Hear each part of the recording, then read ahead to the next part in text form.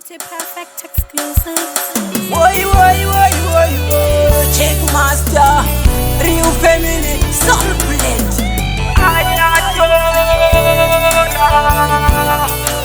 Real one.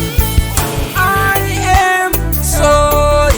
I remember nakakanganisa maimwana huya tichengete bana kugarandeka andichakwanisa. I am sorry. I remember nakakanganisa maimwana huya tichengete bana kugarandeka andichakwanisa.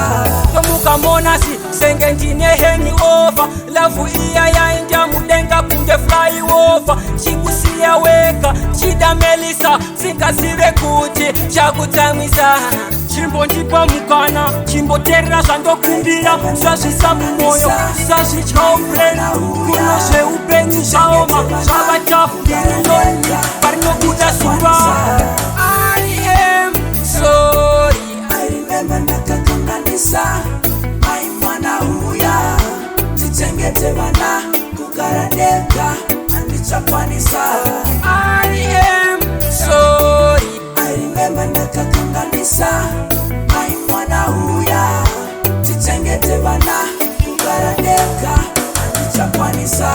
Shaoma sepofu kusama kuzviona paklasi dzoka iwe mfaro wandishaisa muriye kwako yondinyenyeredza kuona senhunzi panyama kundiserudza. I prove that ndakatadza ziva kuti nguva inodarika ive mwaneru nako ndobva ndangopanika nguva ndakashandisa chimakanika. I am sorry. I remember ndakakanganisa maimwana huya tichengete bana kugarandeka andichakwanisa. I am sorry. I remember nakakanganisa maimwana huya tichengete bana kugarandeka andichakwanisa.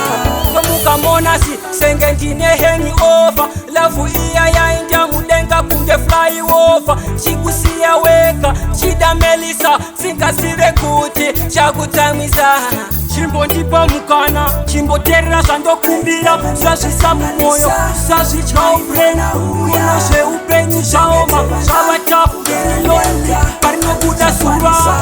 I am sorry. I remember nakakanganisa maimwana huya tichengete bana kugarandeka andichakwanisa. I am sorry. I remember nakakanganisa maimwana huya tichengete bana kugarandeka andichakwanisa.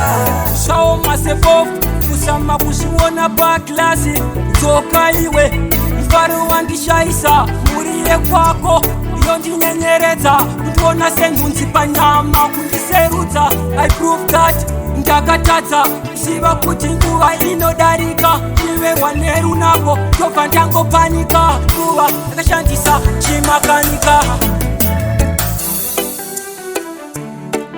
I remember ndakakanganisa maimwana huya tichengete bana kugarandeka andichakwanisa. I remember ndakakanganisa maimwana huya tichengete bana kugarandeka andichakwanisa.